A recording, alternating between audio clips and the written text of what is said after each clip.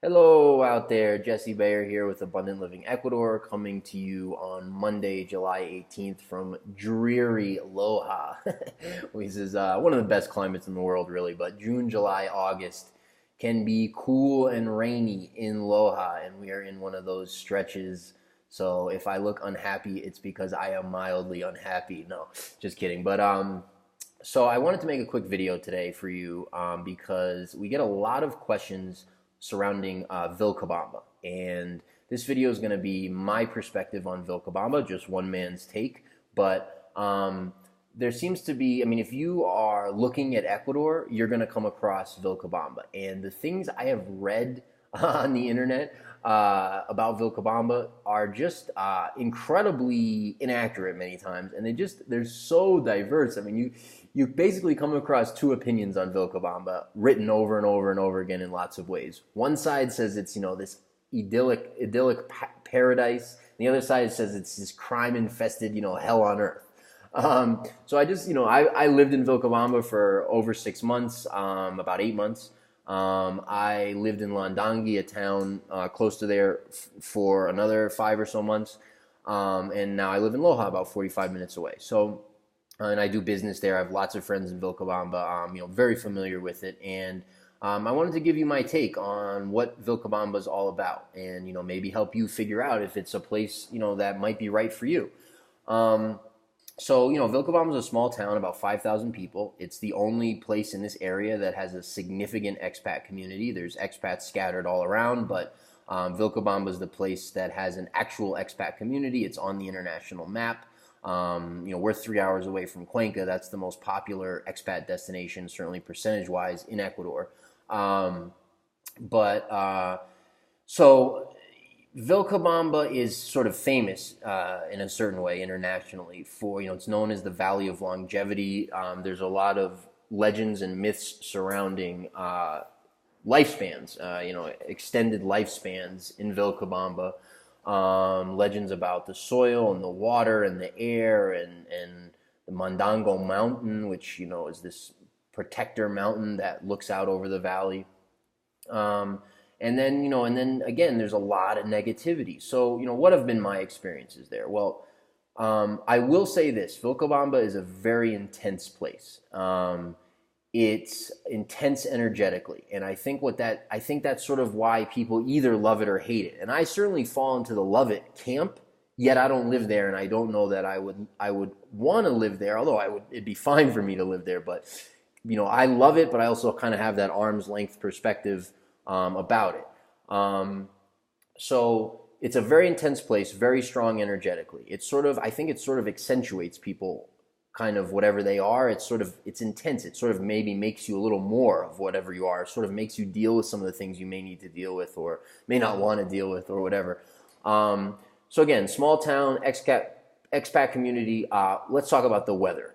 Everything you read about the weather is true. It's the best weather, maybe anywhere on the planet. Basically, you're in the 70s all year round. You're never going to get higher than like 82 degrees Fahrenheit ever, and then you'll never get lower as far as a daytime high. You'll never get lower than, say, 65, and that's rare. So you're pretty much in the 70s all year. Beautiful weather, blue skies, sun, blue skies. Certainly idyllic from that perspective. The energetics, I mean, for example, Mandango Mountain. I've hiked Mandango Mountain many times, I can feel the energy up there. There is some sort of special energy up there. They've done research, and there's been scientists who have studied, whether the whole longevity myth is true or not. I don't even know. I think generally the consensus is probably not, but I don't really care, and I've never taken the time to really find out myself. But certainly there's some interesting energetics there for sure. Some of the positives as well is that you've got, all your international options. So great international dining options, goods and services, like all this stuff you would expect maybe coming from another place that you would want and be accustomed to, you can certainly get there. You're also 45 minutes away from a major city. What are some of the downsides to Vilcabamba? There's some crime. Would I describe it as like dangerous or there being some sort of crime infestation? Absolutely not. That being said, there's been a kidnapping, there's been a shooting, there's certainly been some robberies that have taken place over the last few years, and so there is some crime. You don't feel it. You're not going to be there like concerned about your safety or anything like that. But people who have taken no security measures really, and sort of maybe live like screen doors and no dog, no scary dog and no fence and stuff like that. There have been some people who have been targeted for sure, and that's really sad and scary, I guess, in a certain way. So there's that. There's it's sort of a strange mix as far as expat. Let me get out of that light there a little bit. Expat Ecuadorian relations. I'd say they're good, they're okay, and they're bad, and everything in between. And I think some of that really has somewhat to do with the expat who you're talking about. And people in Vilcabamba have very strong opinions. There's a lot of powerful people with strong opinions. And I'll get into kind of the kinds of people and stuff like that in a minute. But I think really a lot of what makes or breaks the expat experience in Vilcabamba or anywhere in the world is flexibility and your sort of attitude going in. So, are you going into it with the attitude of, hey, I'm going to a new culture, a new language, I've got to figure out the culture, learn the language, integrate, make friends, be open-minded, be happy? Or are you going in with like, I'm taking wherever I came from and bringing it there, and, that's what you're expecting. And that person may be not interested in learning the language, not really interested in understanding the culture or making friends or integrating. And I think those two camps very often have like very different perspectives on, what it means to live. I'll use Ecuador as an example, but maybe anywhere, what it means to live here in Ecuador, what Ecuadorians are all about. And so that can be the source of misunderstandings and even animosity in certain cases if, cultures are clashing because they don't understand one another. So there's some friction there to some degree anyhow. Basically, and this may or may not offend some people. I have lots and lots of friends in Vilcabamba from all of these groups. Again, I like the people in Vilcabamba, but there's probably 3 or 4, and not very well defined, but 3 or 4 groups in Vilcabamba of expats. So you have like your drunks, you people who like to hang around and at the local establishments and drink.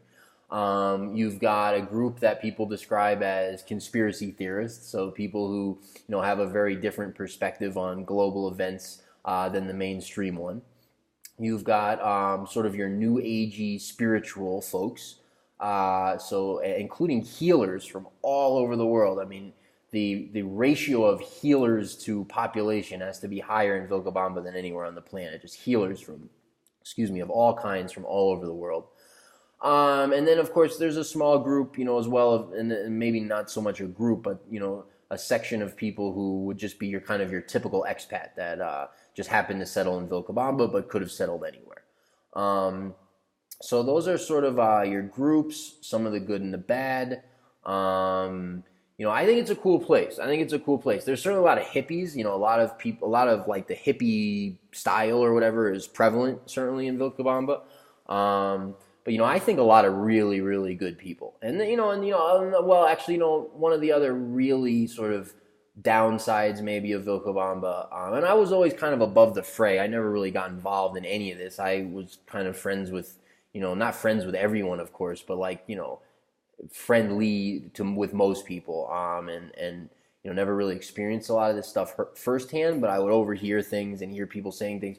There is a lot of like chatter, like there's a lot of gossip and like little kind of like funny little Facebook wars and stuff, which is really funny that adults would involve themselves in things like that. But certainly there is that. It's kind of weird. I don't know really what that's all about, but there is a good amount of kind of gossip and like talking that goes on amongst that. I'm talking, of course, about the expat community, Ecuadorians gossip in general, which has been quite an adjustment for me coming from New York, where nobody talks about anybody, but here people talk, and the expats have sort of incorporated that in Vilcabamba. So that's another sort of downside from my perspective about Vilcabamba.